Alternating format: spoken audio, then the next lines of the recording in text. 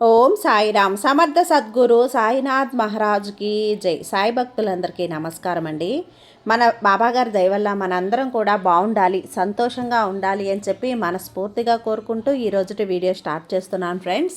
ఇక ఈరోజు వీడియోలో మనం చూడబోయేది ఏంటి అంటే, తల్లి ఇంకో 10 నిమిషాల్లో, సరిగ్గా 10 అంటే 10 నిమిషాల్లో దుర్గమ్మ నీ ఇంటి తలుపు తట్టబోతుందమ్మా.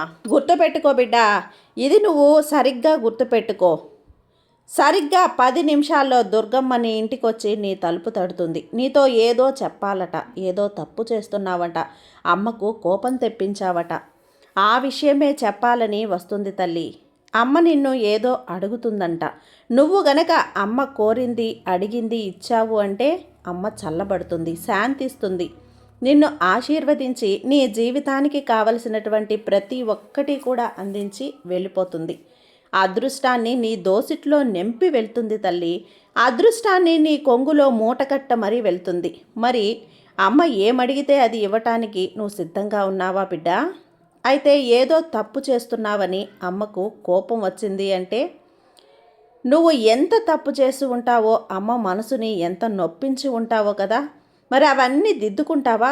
సరిదిద్దుకొని అమ్మ ఆశీర్వాదానికి నువ్వు పాత్రురాలు అవుతావా? అయితే అమ్మ మాట ఒక్కసారి వినిబిడ్డ అని చెప్పి బాబాగారు అయితే మన కోసం ఒక మంచి సందేశాన్ని తీసుకొచ్చేసారండి. ఆ సందేశం ఏంటి, ఆ సందేశం రూపంలో బాబాగారు మనతో ఏం చెప్పబోతున్నారో తెలుసుకునే ముందుగా మన ఛానల్ని కనుక కొత్తగా ఎవరైనా చూస్తూ ఉన్నట్లయితే ప్లీజ్ సబ్స్క్రైబ్ చేసుకోండి ఫ్రెండ్స్. వీడియో నచ్చితే కనుక లైక్ చేసి సపోర్ట్ చేయండి. ఇక వీడియోలోకి వెళ్ళబోయే ముందుగా ఒక్కసారి మనకు తెలిసిన గురువుగారండి, షిరిడి సాయిబాబా ఆశీస్సులతో జ్యోతిష్యం చెప్తున్నారు గురూజీ సుబ్రహ్మణ్యం రాజు గారు.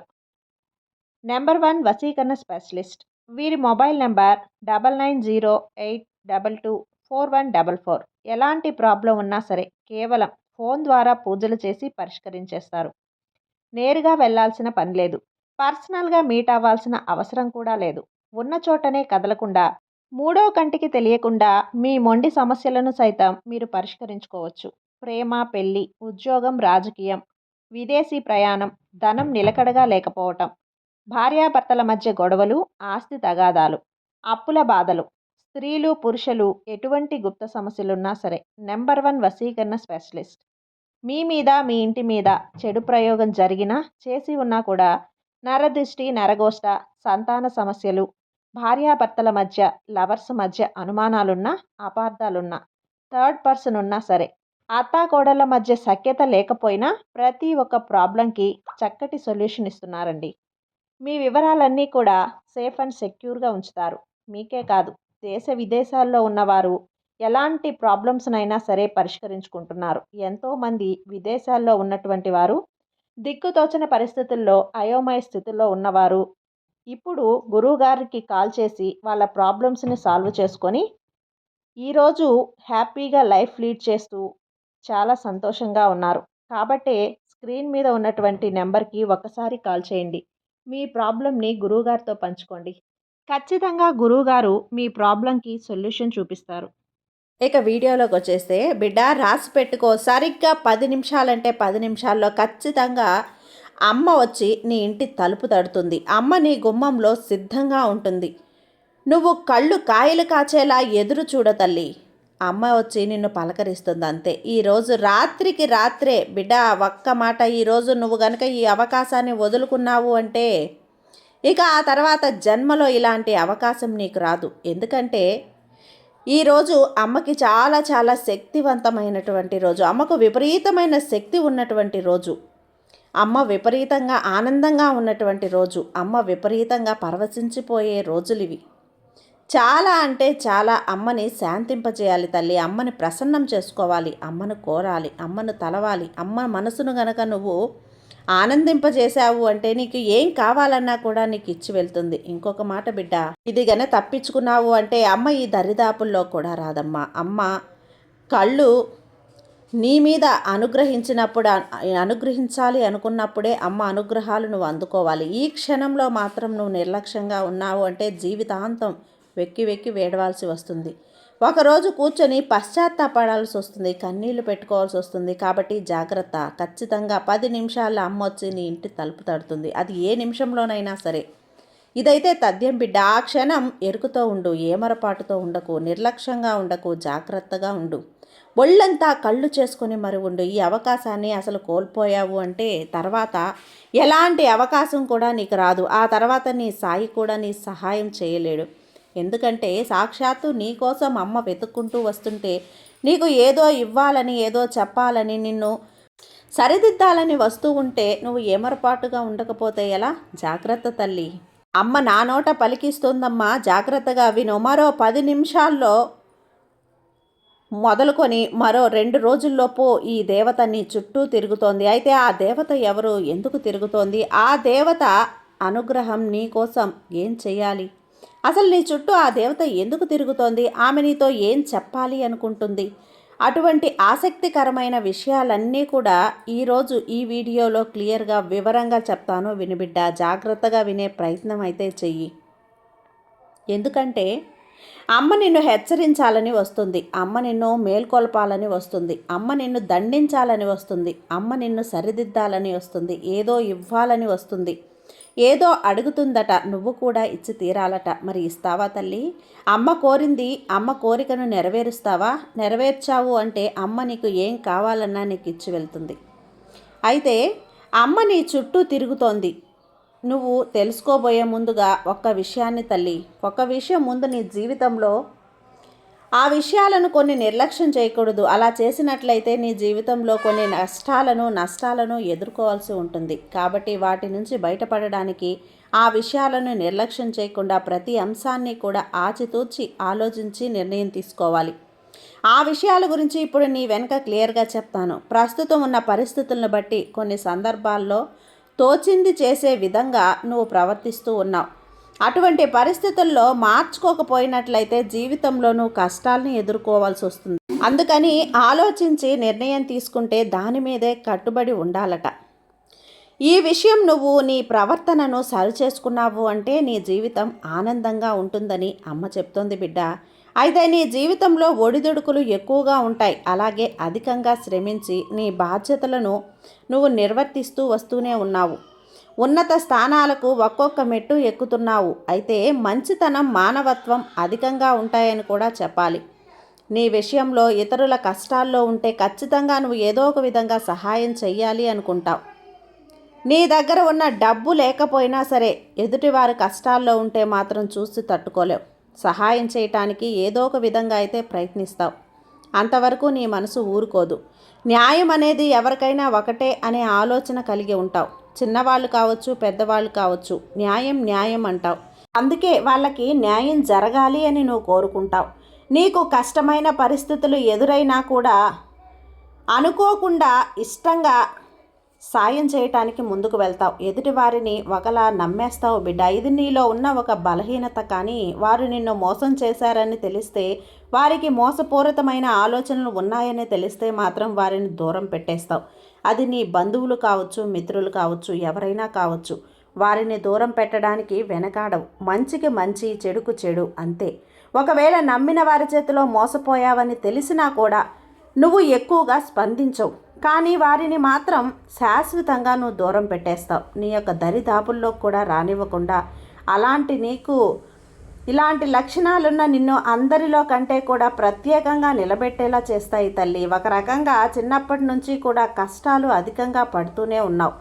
ఒక వయసు వచ్చాక, యవ్వన ప్రాయం వచ్చాక కుటుంబాన్ని వదిలి దూరంగా నీ బాధ్యతల కోసం, అంటే నీ వృత్తి కోసం, నీ ఉద్యోగం కోసం, వ్యాపారం కోసం అందరినీ వదిలి, ఇంట్లో బంధువుల్ని, స్నేహితుల్ని, కుటుంబ సభ్యుల్ని వదిలి దూరంగా ఉండవలసిన పరిస్థితులు కూడా వస్తాయి.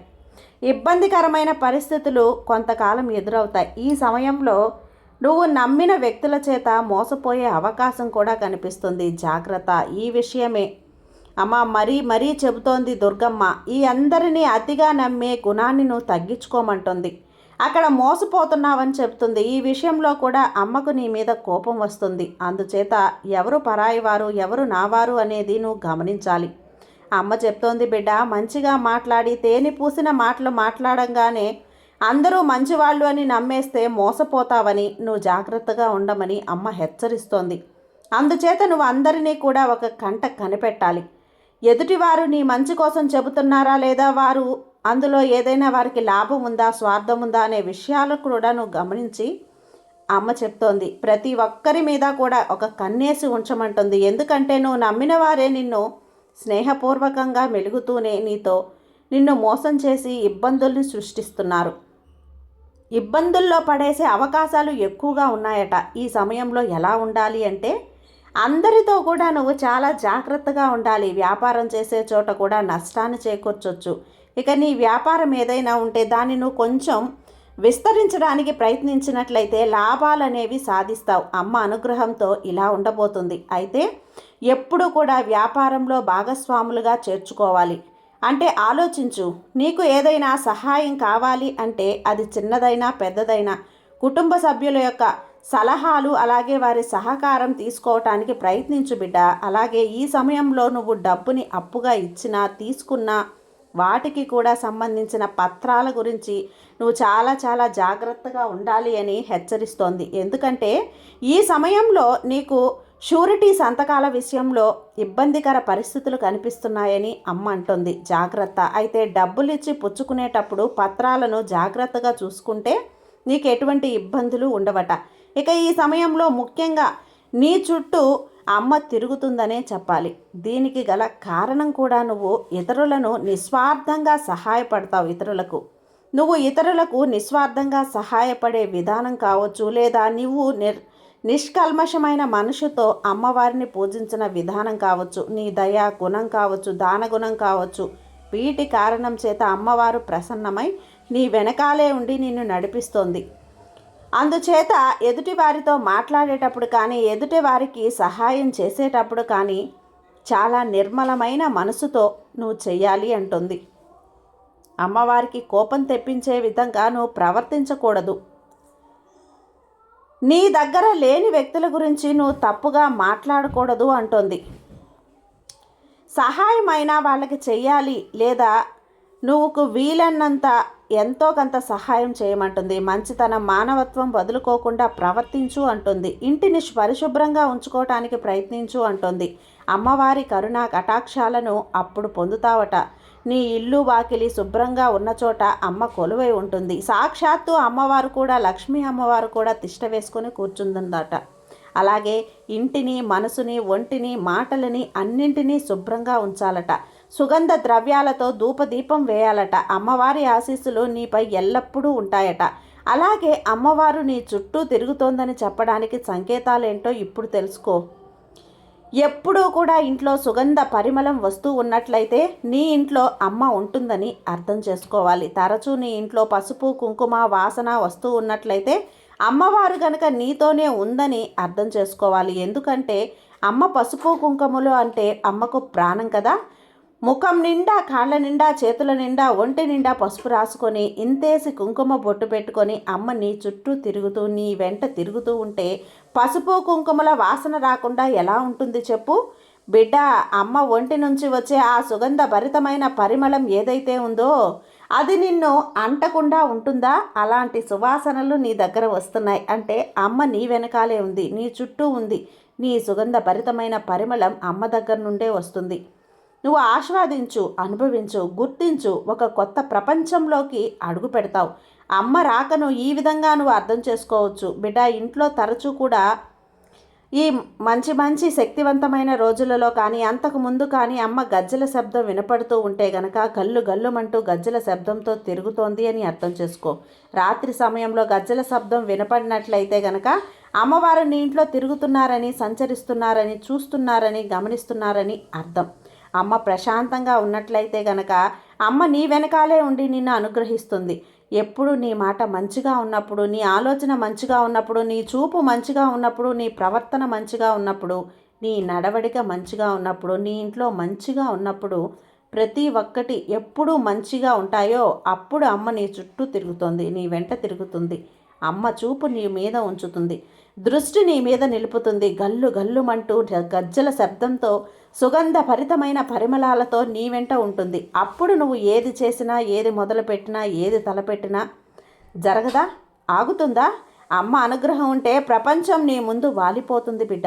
అలా గనక నువ్వు చేస్తే అమ్మ నీ వెనకే ఉండి నిన్ను అనుగ్రహిస్తుంది అని అర్థం. ఎందుకంటే కొన్ని సందర్భాలలో కొంతమందిని చూసినట్లయితే ఎటువంటి ఇబ్బందులు కష్టాలు లేకపోయినా మనసు మాత్రం ఆందోళన పడుతూ ఉంటుంది. అలా కాకుండా కొంతమందిని చూసినట్లయితే ఎన్ని కష్టాలున్నా కూడా చాలా ప్రశాంతంగా నవ్వుతో చిరునవ్వుతో ఎదుర్కొంటారు. అన్నింటినీ కూడా అటువంటి వారికి అమ్మ అనుగ్రహం ఉందని అర్థం. ఇక ఎప్పుడు ఎదుటివారి మంచి కోరుకుంటూ దాన ధర్మాలు చేస్తూ నిస్వార్థంగా ప్రవర్తించినట్లయితే కనుక అమ్మవారు నిన్ను తొందరగా అనుగ్రహిస్తుంది. అయితే ఈ రోజున నువ్వు శక్తి కొలది అమ్మవారికి పాయసం కానీ పులిహోర కానీ చేసి నైవేద్యం ఏదైనా చేశావు అంటే ఈ రోజున నువ్వు చెయ్యకూడని తప్పు కూడా ఒకటి ఉంది బిడ్డ. ఈ తప్పు చేసినట్లయితే అమ్మవారి ఆగ్రహానికి గురవుతావని అమ్మ నిన్ను హెచ్చరిస్తుంది. ఈ ఆదివారం రోజున నువ్వు స్నానం చేసిన తర్వాత శుభ్రమైన ఎరుపు రంగు దుస్తులను ధరించి రోజంతా అమ్మవారిని స్మరించమంటుంది. యాలకులు మరియు లవంగం కర్పూరం వెలిగించి అమ్మకు హారతిచ్చి ఇంట్లో అన్ని గదులలో కూడా ఈ ధూపాన్ని చూపించమంటోంది. ఈ రోజు మాత్రమే కాదు తల్లి, ప్రతిరోజు కూడా అమ్మకు మంచి మంచి రోజులలో ఏవైతే ఉన్నాయో ఆ రోజుల్లో కూడా ఇలా చేయటం వల్ల నీ ఇంట్లో అన్ని రకాల ప్రతికూలల తొలగిపోయి అమ్మ నీ ఇంట్లో దైవిక శక్తిని ప్రవేశించేలా చేస్తుందట. అలాగే ఇప్పుడు నీ ఇంట్లో నువ్వు ఏదైతే అనుభవిస్తున్నావో బాధలు కానీ కష్టాలు కానీ కన్నీళ్లు కానీ దరిద్రం కానీ ఆర్థిక ఇబ్బందులు కానీ అనారోగ్య సమస్యలు కానీ ఇంట్లో గొడవలు కానీ కీచులాట్లు కానీ అన్నీ తొలగిపోవాలి అని జీవితంలో ప్రశాంతత రావాలి అని చెప్పి నీ గుమ్మం ముందుకు నీ వాకిట్లోకి వచ్చిన ఒక ఆవుకు కానీ ఒక పశువుకు కానీ గడ్డి పెట్టమని చెప్తోంది అమ్మ. ఎందుకంటే ముక్కోటి దేవతలు కూడా గోమాతల్లో కొలువై ఉంటారు కాబట్టి ఇలా చేస్తే ప్రతికూల శక్తులన్నీ కూడా బయటికి వెళ్ళిపోతాయి. ఇప్పుడు దైవశక్తి దేవీ దేవతల శక్తి నీ ఇంట్లోకి నీ ఇంటి ముందుకి బిచ్చగాళ్ళు వస్తే గనక ఏదో ఒకటి ఇచ్చి పంపించమంటుంది. వాళ్ళను ఊరికే వట్టి చేతులతో ఎటువంటి పరిస్థితుల్లో కూడా పంపకు అంటుంది. వారానికి 3 సార్లు అయినా సాయం సంధ్యా వేళల్లో వ్యాపార స్థలాల్లో ధూపం తప్పక వేయమంటుంది. అలాగే నీ వాహనాలకు కానీ ప్రతి ఒక్క దానికి కూడా ఈ సమయంలో నీ వాహనాలకు నిమ్మకాయలను కట్టమంటుంది. అప్పుడప్పుడు వాహన దోషాలు ఏమైనా ఉన్నా ప్రమాదాలు జరిగే అవకాశాలున్నా అన్నీ తొలగిపోతాయి. అమ్మ అనుగ్రహంతో చెప్తుంది బిడ్డ, ప్రతికూల వాతావరణం తొలగి నీకు అనుకూల వాతావరణం ఏర్పడుతోంది అంటుంది. బిడ్డ చూసావు కదా, నువ్వు చేయకూడని తప్పులేంటో చేస్తున్న తప్పులేంటో పొరపాట్లేంటో దిద్దుకోవాల్సినవి ఏమున్నాయో అన్నీ కూడా అమ్మ ఎలా శాంతింపజేయాలో, అమ్మని ఎలా శాంతపరచాలో, ఎలా చల్లపరచాలో, అమ్మ కోపాన్ని ఎలా తగ్గించాలో ప్రతి ఒక్కటి కూడా అమ్మ మాటగా నా నోట ఈరోజు నువ్వు విన్నావు కదా. అమ్మ నా నోటి వెంట చెప్పించి నీకు చెప్పమని నన్ను పంపించింది. వింటావు కదా బిడ్డ. కాబట్టి జాగ్రత్తగా అమ్మ రాకను ఆహ్వానించు. నీ జీవితంలో ఉన్న దరిద్రం పోతుంది, అదృష్టం నీ జీవితంలోకి అడుగు పెడుతుంది. నీ దిశ దశ అన్నీ మారిపోతాయి. సాక్షాత్తు దుర్గమ్మ అనుగ్రహం, నీ సాయి ఆశీర్వాదం నీకు తోడుగా ఉండగా నీకు భయం ఎందుకు తల్లి? బాబా మీద నమ్మకంతో ఉండమ్మా, నీకంతా కూడా మంచే జరుగుతుంది. నీ సాయి నీకు తోడున్నంత వరకు నీకు భయం ఎందుకు చెప్పు. సర్వే జన సుఖినో భవంతు. జై సాయిరాం.